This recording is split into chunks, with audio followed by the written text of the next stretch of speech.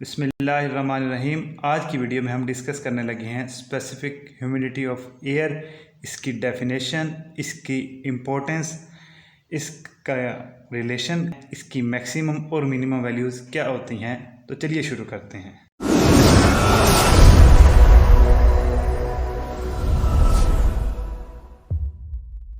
तो सबसे पहले हम यहाँ पे देखते हैं कि आखिर स्पेसिफिक ह्यूमिडिटी क्या होती है।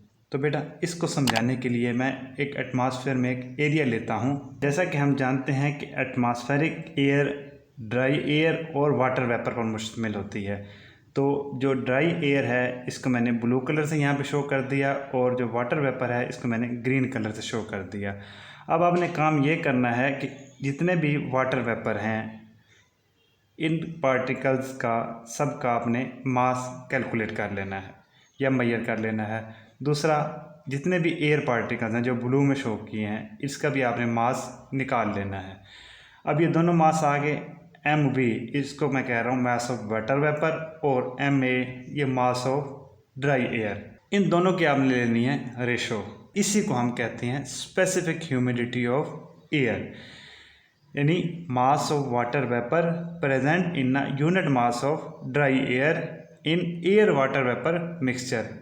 एयर वाटर वेपर मिक्सचर बेटा ये जो एटमॉस्फेरिक एयर होती है इसमें ड्राई एयर होती है और वाटर वेपर होते हैं। इसके मिक्सचर को हम कह रहे हैं एयर वाटर वेपर मिक्सचर। इसी को हम कहते हैं एब्सोल्यूट या स्पेसिफिक ह्यूमिडिटी, या कुछ बुक्स में ह्यूमिडिटी रेशो भी लिखा होता है। तो इसका यूनिट क्या आएगा बेटा? किलोग्राम ऑफ वाटर वेपर पर किलोग्राम ऑफ ड्राई एयर। ये होगी स्पेसिफिक ह्यूमिडिटी की डेफिनेशन। अब हम थोड़ी इसकी इंपॉर्टेंस की बात करते हैं। स्पेसिफिक ह्यूमिडिटी का कंसेप्ट बेटा मेट्रोलॉजी में एक्सटेंसिवली यूज़ होता है। इसको हम इस्तेमाल करते हैं to predict rain, fog and precipitation. बेटा स्पेसिफिक ह्यूमिडिटी हमें सिंपली ये बताती है कि what is actual amount of water vapour in the air. जिस तरह डेंसिटी में हम ये बता दिया करते हैं कि what is actual mass in a unit volume, तो यहाँ भी हम ये बताएंगे कि in a unit mass of dry air water vapour कितने हैं। ये चीज़ ना टेम्परेचर पे डिपेंड कर रही है ना प्रेशर पे डिपेंड कर रही है। अब इस सिस्टम का टेम्परेचर बढ़ जाए कम हो जाए, जितने वाटर वेपर हैं इसके अंदर उतने ही रहेंगे। ये सिर्फ और सिर्फ डिपेंड करती है बेटा वाटर वेपर के ऊपर, मॉइस्चर के ऊपर। इसके अंदर आप मॉइस्चर अगर ऐड करेंगे, मिसाल के तौर पर ये मेरे पास शावर है, अगर मैं इसकी मदद से इसके अंदर वाटर ऐड करता हूँ कि स्पेसिफिक ह्यूमिडिटी बढ़ जाएगी। अगर मैं डिह्यूमिडिफायर लगाकर या इसको हीट अप करके इसमें वाटर वेपर की मिकदार कम करता हूँ तो स्पेसिफिक ह्यूमिडिटी की वैल्यू कम हो जाएगी। तो ये बेटा वही कुछ डिस्कस किया हुआ है। मेट्रोलॉजी में बेटा स्पेसिफिक ह्यूमिडिटी का हम इस्तेमाल ऐसे करते हैं कि ये मेरे पास फ़र्ज़ करें एक लेक है। अब इस लेयर के ऊपर जो बिल्कुल लेक के ऊपर एडजेसेंट है, इसके ऊपर जो एब्सोल्यूट ह्यूमिडिटी की जो वैल्यू है और थोड़ा सा ऊपर, लेट्स से 3 मीटर के ऊपर, इस लेयर में और इस लेयर जो बिल्कुल एडजेसेंट है इसमें एब्सोल्यूट ह्यूमिडिटी का डिफरेंस कितना है। ये डिफरेंस जितना ज़्यादा होगा उतना ही ज़्यादा बेटा एवेपोरेशन होगी।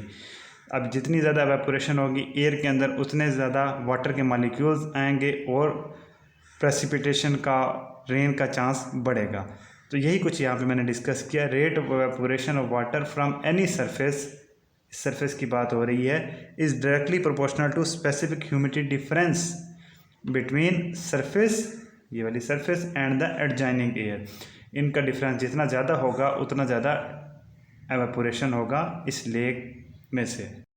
अब हम स्पेसिफिक ह्यूमिडिटी का रिलेशन ड्राइव करते हैं। बेटा जनरल गैस इक्वेशन आप जानते हैं, P V is equal to M R T. अब एटमॉस्फेरिक एयर में एयर और वाटर वेपर दोनों को हम क्योंकि as an ideal gas treat करते होते हैं, तो यहाँ पे हम उसी कंसेप्ट को इस्तेमाल करते हुए ये रिलेशन ड्राइव करेंगे। एम यहाँ से मैं निकालना चाहूँ तो आर टी दूसरी साइड पे जाके डिवाइड हो जाएगा। एम आ गया बेटा P V over R T.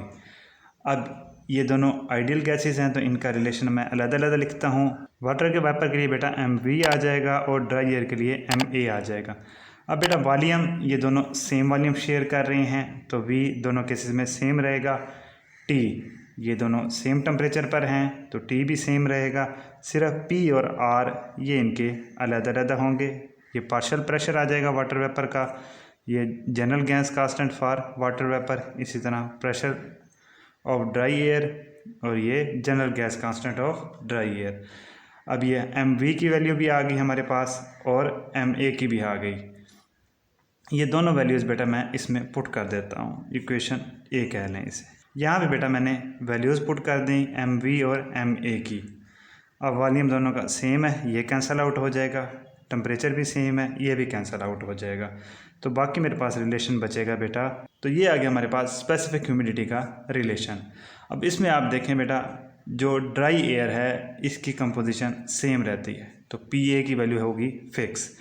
RA, RB general gas constant air के लिए, वाटर वेपर के लिए ये भी फिक्स होते हैं, इनकी वैल्यूज़ भी चेंज नहीं होती। अब यहाँ पे जो वेरिएबल रह जाता है वो सिर्फ़ और सिर्फ PV है, partial pressure of water vapour, इसको हम वेपर प्रेशर भी कहते हैं। अब बेटा मैं अज्यूम करता हूँ यहाँ पर हमारी एयर है वो है 25 डिग्री सेंटीग्रेड और 100 किलो पास्कल पर। अब बेटा यहाँ पे अगर कोई वाटर वेपर ना हो, ये ग्रीन वाला रीजन बिल्कुल ही ना हो, सारे का सारा ब्लू हो, तो पार्शियल प्रेशर हो जाएगा बेटा 0। जहाँ पे कोई वाटर वेपर ना हो उस एयर को हम कहते हैं ड्राई एयर, खुश्क हवा। ये होगी मिनिमम वैल्यू। मैक्सिमम वैल्यू क्या हो सकती है PV की, वो होगी बेटा P सैचुरेशन के 25 डिग्री सेंटीग्रेड पर इस एयर के अंदर मैक्सिमम कितना वाटर वेपर आ सकता है, उस वाटर वेपर का प्रेशर क्या होगा P saturation at 25 degree centigrade. ये आ जाएगा बेटा 3.1698 किलो पास्कल। ये बेटा है इसकी मिनिमम वैल्यू और ये है मैक्सिमम वैल्यू। इसको हम कहते हैं ड्राई एयर और इसको कहते हैं सैचुरेटेड एयर। वापस आते हैं हम अपने रिलेशन की तरफ। यहाँ पे RA और RB की वैल्यूज़ आप ये पुट कर दें तो हमारे पास रिलेशन आ जाएगा 0.622 PV/PA। अब बेटा मैं इस PA को, जो partial pressure of dry air है, इसको भी PV की टर्म्स में लिखना चाहता हूँ। तो हम जानते हैं कि एटमॉस्फेरिक एयर जो है ये कम्बिनेशन है ड्राई एयर और वाटर वेपर का। तो यहाँ से PA मेरे पास आ जाएगा बेटा P माइनस PV। तो ये वैल्यू हम इसमें पुट कर देते हैं, इसको इक्वेशन B कह देता हूँ। ठीक हो गया बेटा, ये आ गया हमारा general relation 0.622 PV/P minus PV। लेकिन अगर हमारे पास सैचुरेटेड एयर हो, यानी ऐसी एयर हो जिसमें मैक्सिमम अमाउंट ऑफ मॉइस्चर आ गया है, जिस तरह हमने यहाँ पे डिस्कस किया, तो ये जो PV है ये हमारा चेंज हो जाएगा बेटा PG से। इस एयर के अंदर मैक्सिमम मॉइस्चर होगा, अगर उससे ऊपर हम मॉइस्चर मज़ीद ऐड करना चाहेंगे तो वो नहीं हो सकेगा, वो वाटर बनकर इससे बाहर आ जाएगा। तो ये PG जो होता है बेटा, ये P सैचुरेशन टेम्परेचर होगा उस टेम्परेचर के ऊपर जिस पे ये मिक्सचर एग्जिस्ट कर रहा था। जिस तरह हमने एग्जांपल ली कि 25 डिग्री सेंटीग्रेड और 100 किलो पास्कल, तो 25 डिग्री सेंटीग्रेड के अगेंस्ट जो सैचुरेशन प्रेशर आ रहा था वो था बेटा 3.1698 किलो पास्कल। तो यही यहाँ पे हमारा PG होगा। तो ये रिलेशन हमारा बन जाएगा फाइनली। इस तरह बेटा मैंने यहाँ पर स्पेसिफिक ह्यूमिडिटी ऑफ एयर, इसकी डेरिवेशन और इसकी इंपॉर्टेंस को डिस्क्राइब किया।